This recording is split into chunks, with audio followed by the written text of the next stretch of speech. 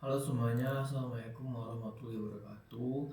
Perkenalkan, nama saya Kausar Yafiq dengan 3 digit NIM terakhir 071 dari kelas Praktikum C mata kuliah Praktikum Siswa Embedded. Oke teman-teman semuanya, di sini saya akan menjelaskan ke kalian tentang sistem embedded yang dimana saya akan mengumpulkan semua teori lengkap.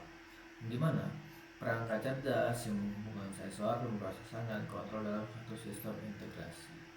Oke, langsung saja kita masuk ke pengertian yang pertama, yaitu materi tentang GPIO, Digital Input dan Output.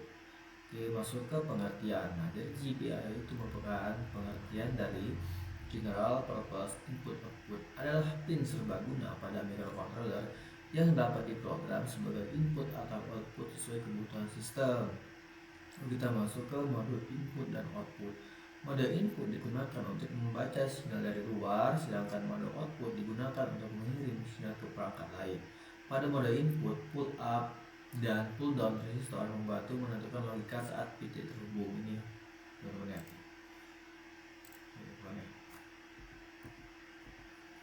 Input membaca sinyal dari tombol dan sensor, output mengirim sinyal untuk LED dan aktuator.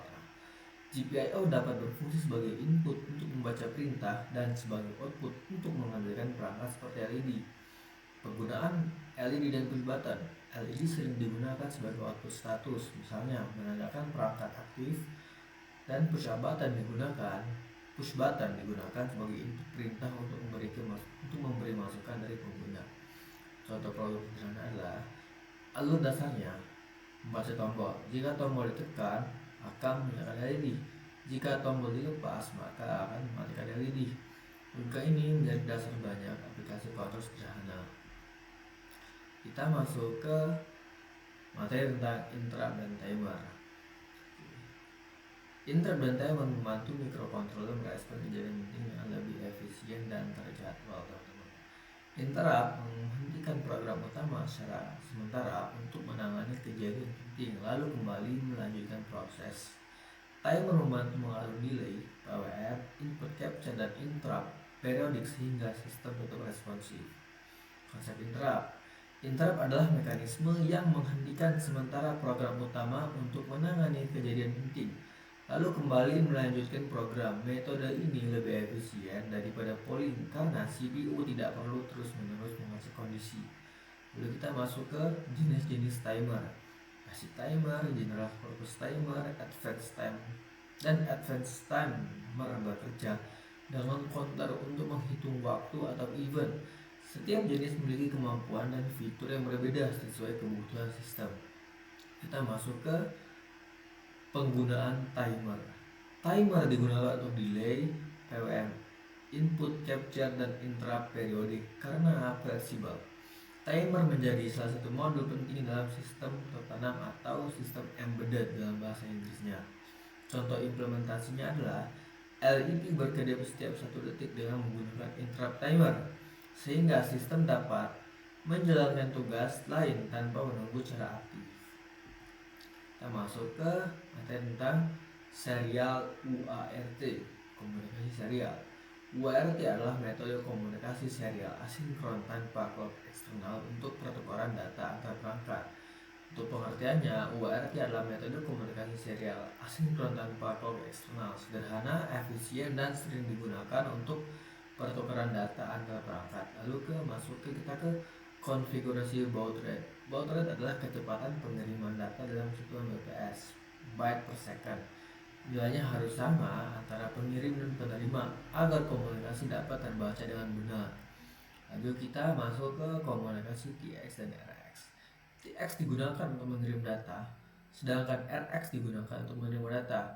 Umumnya, TX satu perangkat dihubungkan ke RX perangkat lain dan sebaliknya. Contoh dari komunikasi serial. STM32 mengirim data ke komputer melalui USB to serial. Lalu data tampil di serial monitor untuk keperluan debugging.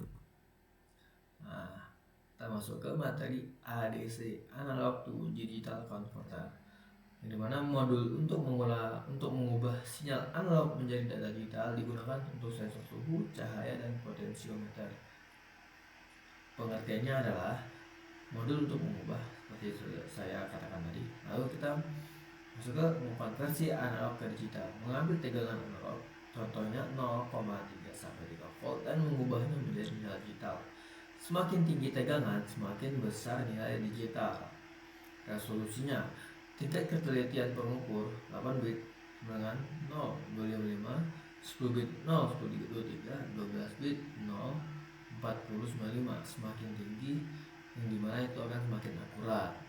Contoh pembacaan sensornya, membaca sensor suhu atau potensiometer, lalu hasil konversi dipakai untuk mengambil keputusan.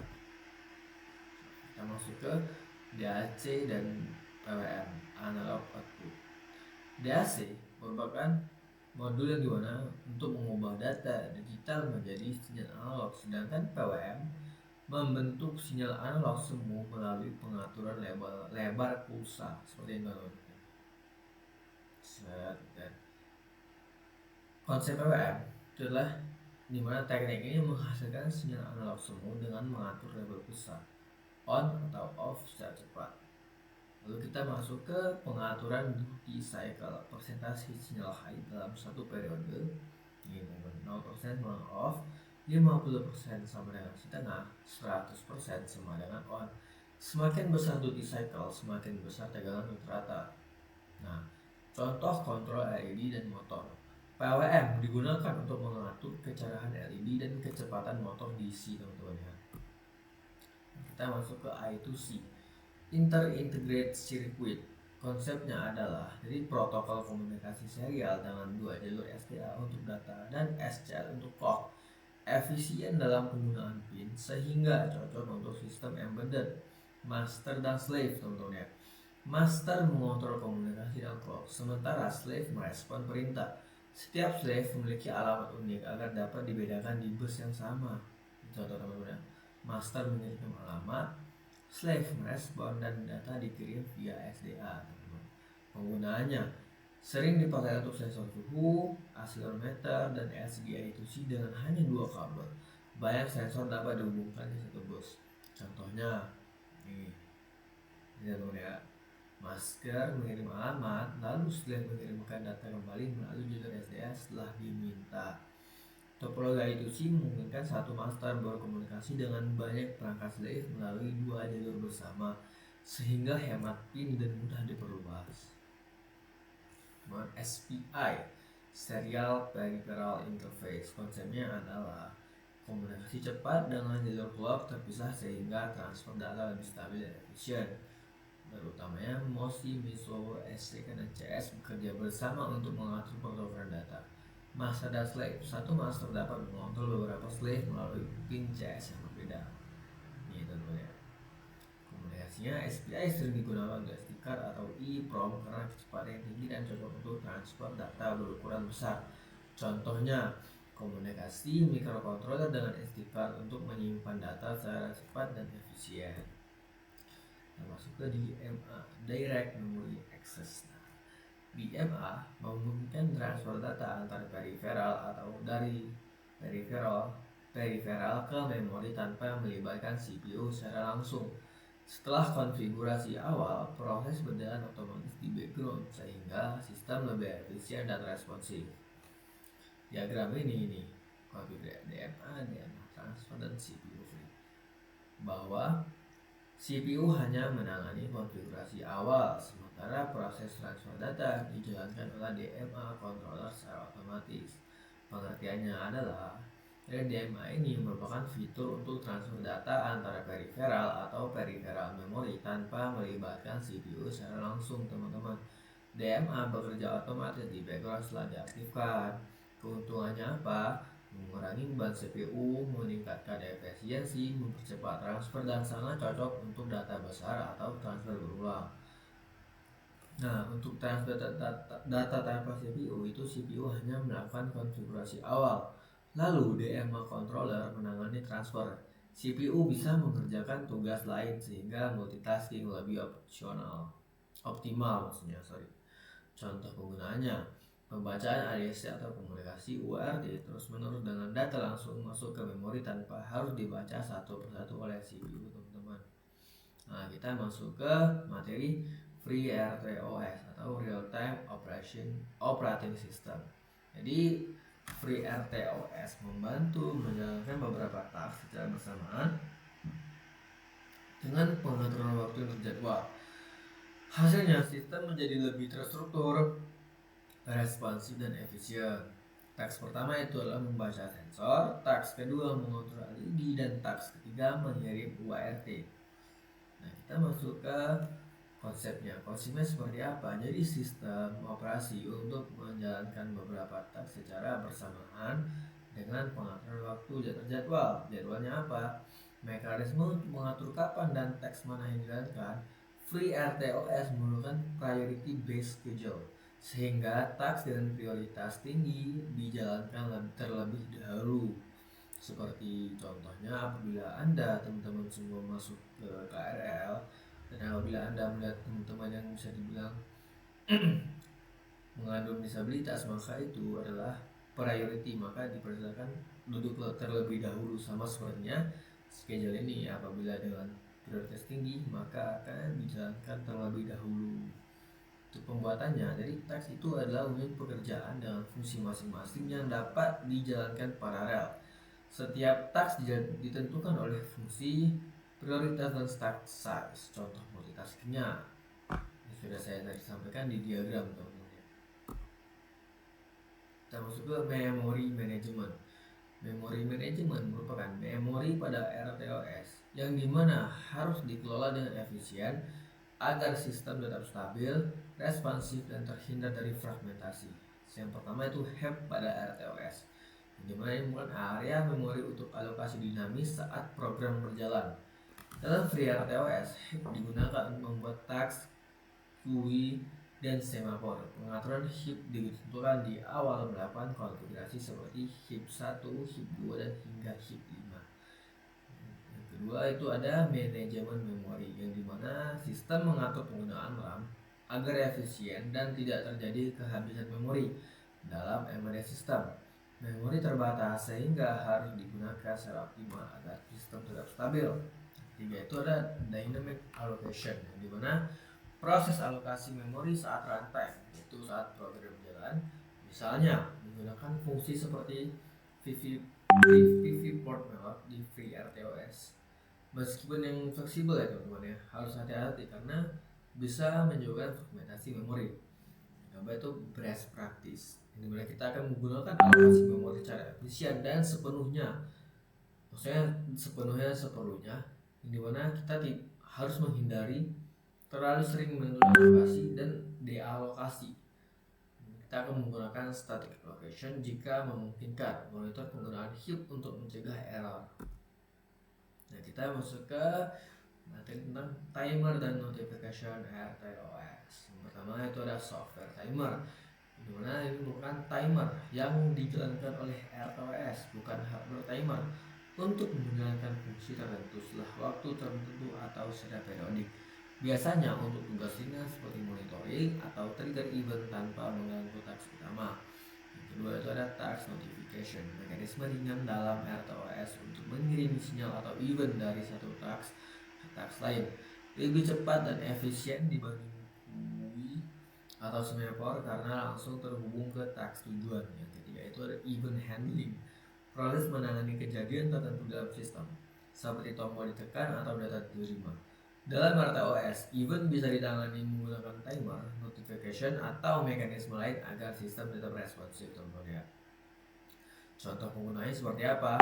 Software timer memicu task setiap 1 detik untuk membaca sensor, lalu menggunakan task notification untuk memberitahu task lain agar memproses data tersebut.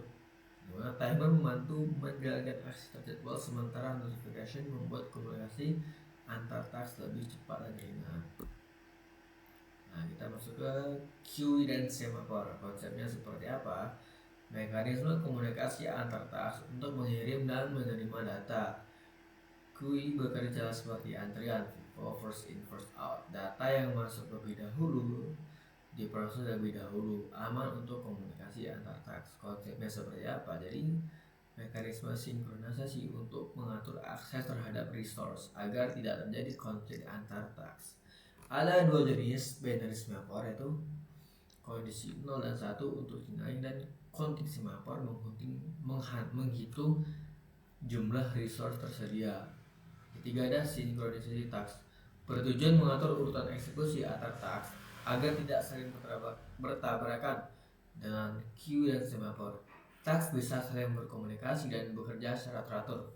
Contoh implementasinya seperti apa? Task sensor mengirim data ke queue, lalu task lain membaca data tersebut untuk diproses atau ditampilkan. Oke.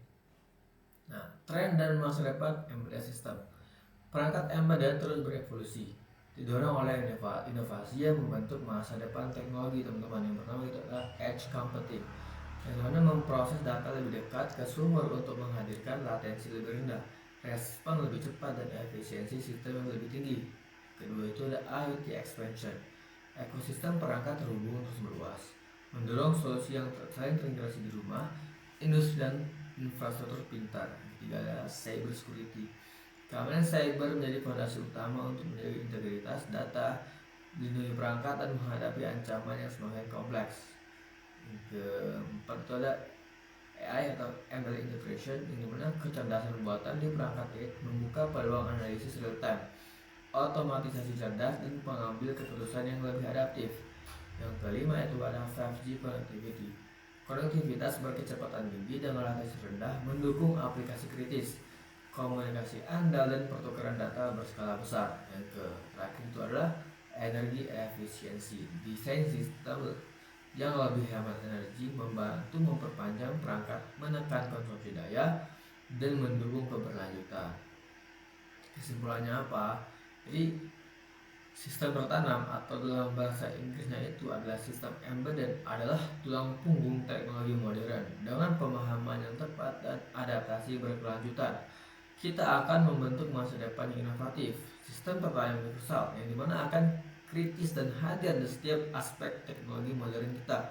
Fondasi intinya adalah memahami hardware, software, dan batasan real time adalah kunci. Sistem yang andal dicapai melalui alat metodologi dan praktik terbaik. Belajar berkelanjutan itu adalah adaptasi terhadap teknologi baru adalah sebuah keharusan. Hal yang terakhir, masa depan cerah. AI, IoT, dan edge computing membuka peluang tidak terbatas. Best practice dalam embedded programming. Di sini ada 6 prinsip. Yang pertama itu organisasi code, di mana kita akan membangun struktur modular dengan tanggung jawab yang jelas agar kode lebih mudah dibaca, diuji, dan digunakan kembali. Lalu ada dokumentasi, mendokumentasikan desain, antar muka, dan perilaku penting supaya tim dapat memahami sistem dengan cepat, yang dimana ini sudah kita lakukan di praktik sistem embedded, teman-teman.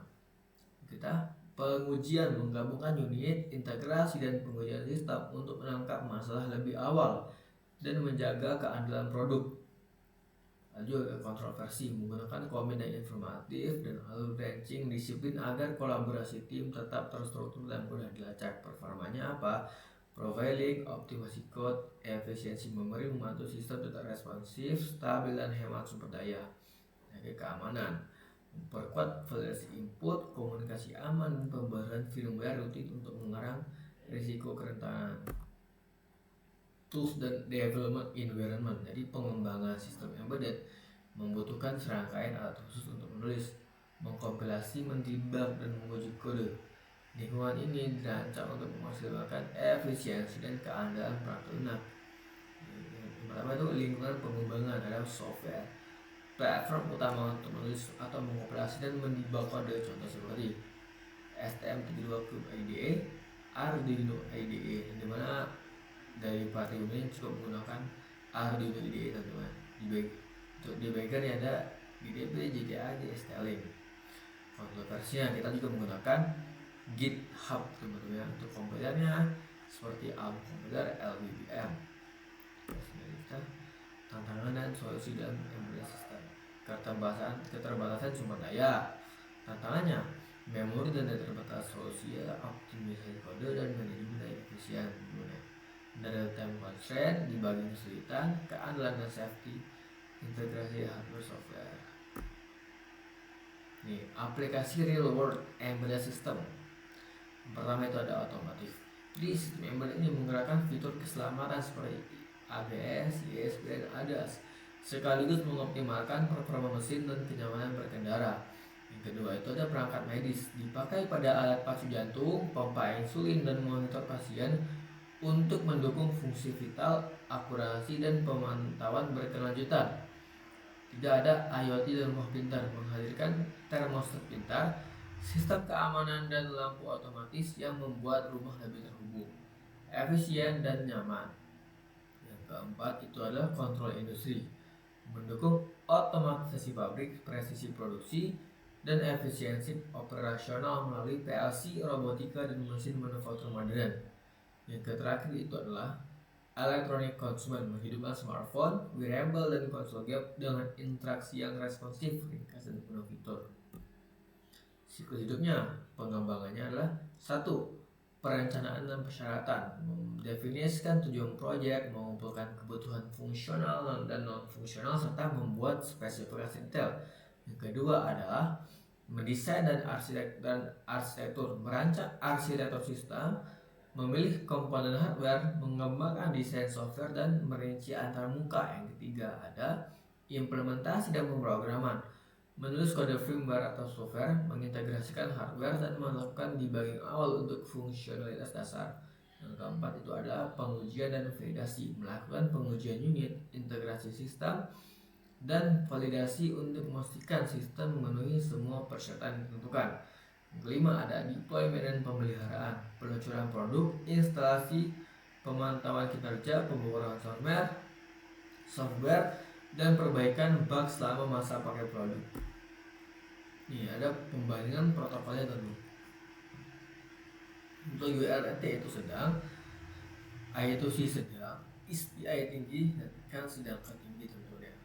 Teman-teman bisa lihat sendiri ya. Nah, kita masuk ke terakhir teman-teman ya. Saya terakhir arsitektur sistem embedded, di mana ini merupakan lapisan aplikasi, kontrol aplikasi, RTOS, kernel, nah. Jadi microcontroller itu merupakan otak sistem yang menjalankan instruksi program dan mengelola peripheral, sensor mengumpulkan data dari lingkungan fisik, aktuator melakukan tindakan fisik berdasar instruksi, menggerakkan motor, dan menyalakan LED. Yang terakhir ada communication, memungkinkan sistem berinteraksi dengan perangkat atau jaringan lain, URT, SPI, atau sistem Wi-Fi. Oke teman-teman, cukup sekian mungkin pembahasan materi lengkap dari awal sampai akhir untuk mata kuliah praktikum sistem embedded. Maafkan saya apabila ada kekurangan karena saya juga masih pemula. Wassalamualaikum warahmatullahi wabarakatuh.